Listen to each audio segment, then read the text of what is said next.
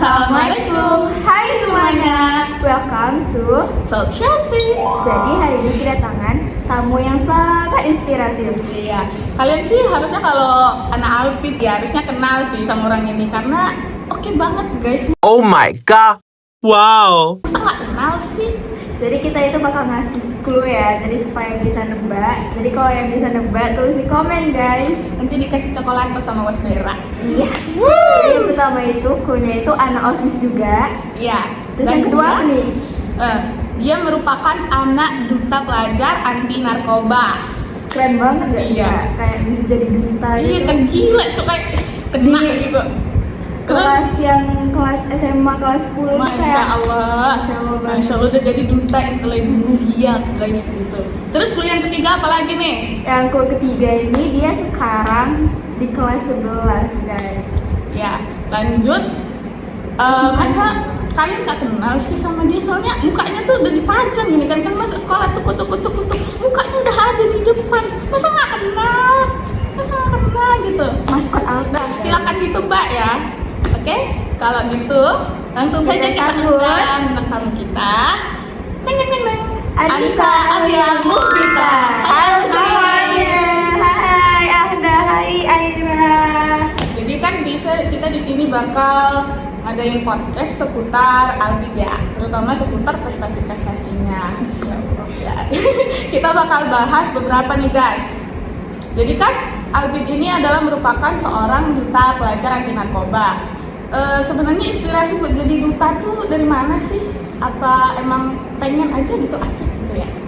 Nah, jadi pertama kali itu waktu masuk Alfitian tuh kayak belum ngerti apa-apa karena dulu keluarnya dari pesantren kan. Jadi kayak belum tahu gimana sih sebenarnya kehidupan di luar tuh gimana. Jadi waktu MPLS di situ ada kakak-kakak sama abang-abang yang ngebawain presentasi soal duta pelajar. Nah di situ lihat kayak tertarik kerennya gitu, maksudnya public speakingnya bagus, terus pakai selempang, maksudnya dia ngomongnya tuh lancar gitu kan. Terus rupanya di situ kan ada satu kakak-kakak yang duta pelajar anti narkoba, satu abang-abang yang duta pelajar anti narkoba, satu lagi duta pelajar Sumatera Utara. Nah setelah itu coba stalking ke IG-nya DPAN Sumut, duta pelajar anti narkoba Sumatera Utara. Di situ rupanya mau buka pendaftaran untuk 2023. Nah tepat banget waktu kelas 10 awal.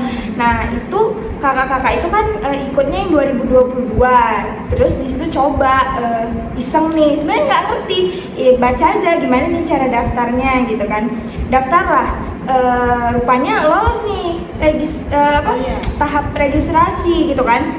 Coba terus, sebenarnya nggak ada kayak pengen berambisi aku pokoknya harus lolos nih sampai ke panggung yang gede gitu, Tapi nggak ada. nyampe ya. Iya, tapi maksudnya alhamdulillahnya sebenarnya awalnya tuh kayak cuman ya udah iseng ikut, mana tahu bisa mengupgrade skill, memperbanyak relasi kayak gitu kan. Ternyata lolos nih beberapa sama anak Alfitian juga gitu kan. Rupanya alhamdulillahnya lolos sampai akhir gitu. Kayak mana ya, sebenarnya nggak ada berekspektasi untuk sampai di titik itu karena emang nggak ada background yang kayak gitu. Iya, jadi coba aja guys gitu. Jadi kebetulan semenjak Albit ini udah bisa jadi duta, kemudian banyak anak-anak Albit loh yang daftar. Iya. Alhamdulillah Jadi Membuka jalan. Iya, jadi kan Membuka jalan juga nggak waktu sih? Alia ikut tuh kan masih provinsi Sumatera Utara gitu kan. Tiba-tiba DPAN Sumut itu buat yang per daerah di Sumut gitu. Jadi Alia bilang sama teman-teman, ayo ikut kayak gitu kan. Jadi mereka tuh pada jadi ikut tergabung ke DPAN juga untuk kayak ada yang kan dia tuh beberapa wilayah kayak Sibolga, yang Karo kayak gitu. Jadi mereka yang kota Medannya gitu. Tapi di angkatan kita ya, maksudnya kayak dari kelas F6 ada, F5 ada, F4 juga ada. Iya, Masya rame ya. Allah. Semoga dengan ini jadi adik-adik yang lain juga terinspirasi gitu, makin banyak yang jadi duta. Ini kan kegiatan positif Iya, ya, benar-benar. jelas. Terus Albit kan duta pelajar anti narkoba ya. Kenapa? Kan maksudnya duta tuh banyak gitu tipe-tipenya. Ada Iya. duta genre, ada duta pelajar doang, Iya. ada duta pelajar anti narkoba. Kenapa sih milih duta anti narkoba atau ada background story-nya gitu? Itulah dari awal MPLS itu lihat kakak, oh duta pelajar anti narkoba. Nah waktu MPLS itu ditayangin nih apa kegiatan duta pelajar anti narkoba sama duta pelajar Sumatera Utara. Nah lihat duta pelajar anti narkoba tuh kayaknya tuh apa ya, lebih challenging aja gitu loh untuk ya di dekat lingkungan rumah tuh sebenarnya ada yang kayak gitu. Oh, berarti inspirasi dari Iya, sekitar juga ya. dan kalau misalnya narkoba itu kan pintu awalnya tuh kan merokok gitu Iya, kan. iya. Jadi saudara-saudara itu pada merokok. Kalau misalnya kita jadi duta pelajar anti narkoba, yang benefitnya yang saya dapetin tuh kayak mereka kalau deket saya tuh kayak nggak mau Iya, merokok gitu iya. loh. Maksudnya Iya, mau karena- dinasehati iya. gitu loh. Jangan kayak gitu. Soalnya ini memang bukan narkoba, tapi kan merokok itu bikin kecanduan kan. Efeknya Iya, sama apalagi gitu. orang merokok tuh susah banget untuk disuruh berhenti Iya. gitu. Bener banget. Berarti memang inspirasi dari sekitar Iya. dari kakak-kakak itu. Iya. Kalau boleh tahu kakak-kakaknya siapa sih? Ada Kak Rara. Oh my Hai, Kak God. Rara. Hai, Kak Rara. Semoga Jadi Kak Rara nonton ya. Kak Rara juga si dulu. Albit nih. Kak Rara juga dulu OSIS Alfitian, guys. Oh iya. Oke lanjut. Kan Albit ini seorang duta pelajar anti narkoba yang public speakingnya tuh pasti oke ya. Aduh. Kalau kalian pernah nonton gitu pas Albit lagi grand final itu gila keren kali guys, itu masya Allah lah, Masya Allah. nontonnya tuh hati jadi Soalnya ada diundang, guys. jadi kan public speakingnya tuh lancar gitu kan, asal muasal bisa bicara di depan banyak orang dengan selancar itu tuh dari mana? Emang dari kecil tuh dilatih sama mama gitu atau emang pas gede aja nih pas baru jadi duta baru latihan? Atau kalau misal baru latihan tuh caranya gimana aja sih? Oh gitu. Jadi kalau background untuk public speaking itu sebenarnya memang udah diajarin dari kecil. Sebenarnya memang gak ada bakat dari situ dari kecil, cuman karena orang tua alhamdulillahnya mengajar, mendidik untuk anaknya bisa berani di depan umum. Maksudnya gini, kalau yang saya rasain ya, yang udah dididik dari kecil untuk pede ngomong depan umum aja tuh masih gemetar kalau misalnya udah gede itu disuruh tampil di depan umum gitu loh. Apalagi kayak pokoknya kita mulai aja jangan takut gitu untuk mencoba public speaking. Kita nggak ada salahnya untuk mencoba sesuatu gitu guys.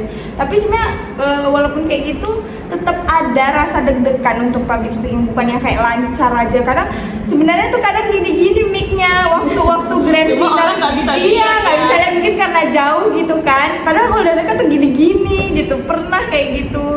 Ya, soalnya kalau kayak aku nih kan kayak yang aduh ke depan aja grogi, aduh Iya. gemetar gitu, aduh ngapa ini kaki udah Agak mau modifikasi ya. Iya sih, sebenarnya Itu jujur tuh- ya. itu tuh udah Iya, kayak kayak goyang gini-gini gitu. kan. Iya. Jadi tipsnya apa aja sih? Sebenarnya yang aku lakuin tuh sebenarnya tuh mulai tuh bismillah sih. Bismillah tuh kita sebenarnya yang diajarkan orang tua tuh adalah kalau mau nampil depan umum, mau ujian itu harus bismillahirrahmanirrahim, Rabbi shrahli sadri wa yassir li amri wal datamil lisani yafqahu qawli. Amin. Amin. Itulah yang diajarkan orang tua. Jadi itu yang mau aku share juga sama teman-teman. Kalau misalnya teman-teman mau mulai public speaking itu mulailah dengan Rabbi shrahli sadri, itu ada di surah Toha gitu. Masya Allah. Berarti emang support orang tua tuh penting ya? Iya, itu ya penting banget guys. Nanti jadi orang tua harus Iya, betul banget. Oke, selanjutnya kan buat adik-adik nih, misalnya ada adik-adik kelas 10 yang nonton ya kan, nah tanya-tanya nih, kakak ini kan seorang duta pelajar anti narkoba, pengen tahu gitu, misal dijelasin boleh ya pendaftarannya, misal apa aja, terus kalau udah lolos pendaftaran masuk ke tahap mana, udah sampai di tahap ini lanjut kemana sampai akhirnya bisa di grand final tuh tahap-tahapnya apa aja sih, atau yang dites apa aja? Ya itu pertama kita registrasi tuh kan, kalau misalnya dia kan bukanya tuh kayak per 1 tahun sekali gitu. Kalau sekarang sih Alia udah lengser ya, sekarang udah naik yang 2024 nih gitu. Jadi pertama tuh kita lihat linknya itu, kita pendaftaran nama apa gitu kan.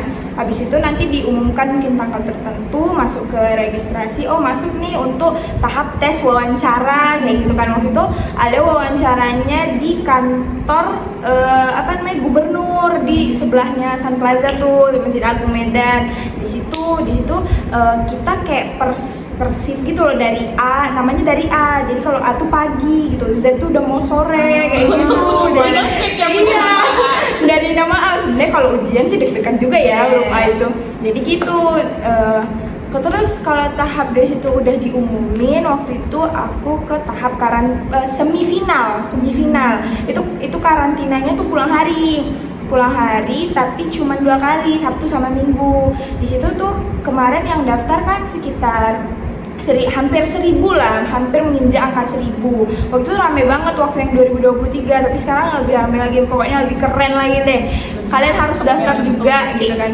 Jadi waktu itu setelah diumumin masuk ke semifinal tuh 300 orang ikut semifinal. 300 itu diumumin lagi untuk masuk ke grand final itu sekitar 58 kalau nggak salah. Oh, berarti diambil kayak cuma 1/6-nya gitu. Iya, jadi kayak betul-betul diseleksi. Itu kan kita dicek tuh personal branding Instagramnya, itu juga ditanya. Jadi kayak mungkin mereka nilai juga kan gimana cara kita mengkampanyekan. Jadi itu nanti ada kayak mengkampanyekan campaign kita gitu. Tapi waktu yang grand final itu campaignnya cita-cita. Tapi kalau yang waktu semifinal itu Alia kemarin mengkampanyekan bahayanya narkoba gitu. Jadi waktu grand final tuh nanti ditayangin deh videonya di sini. Iya. Dalam kampanye bahaya narkoba. Sudah jelas pertanyaannya? Waktu kamu 1 menit untuk menjawab.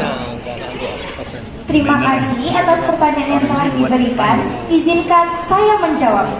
Saya menggunakan media sosial untuk memberikan edukasi kepada anak-anak zaman sekarang bahayanya narkoba, mengajak teman-teman untuk menjadi generasi yang berseri, bersinar, dan bercahaya tanpa menggunakan narkoba. Sekian, terima kasih. Udah setelah itu, udah grand final, tahapnya itu kita karantina 8 hari. 8 harinya itu Sabtu Minggu setiap 1 bulan. Jadi waktu itu bulan September 2023 gitu kan. Jadi dari tanggal 1 lah start tuh kan, pokoknya Sabtu Minggu. Jadi 8 kali. Grand finalnya itu 1 Oktober 2023 waktu itu. Nah, di situ kita ada belajar cara jalan yang benar. Catwalk. Tapi kalau catwalknya di DPM tuh yang bukan yang kayak lengkap-lengkap gitu loh. Maksudnya catwalknya tuh yang jalannya seorang duta. Karena kan ini bukan ajangnya untuk fashion show gitu. Bukan yang modeling. Iya, memangnya untuk jalannya seorang duta gitu. Terus kita diajarin cara duduk kayak gitu.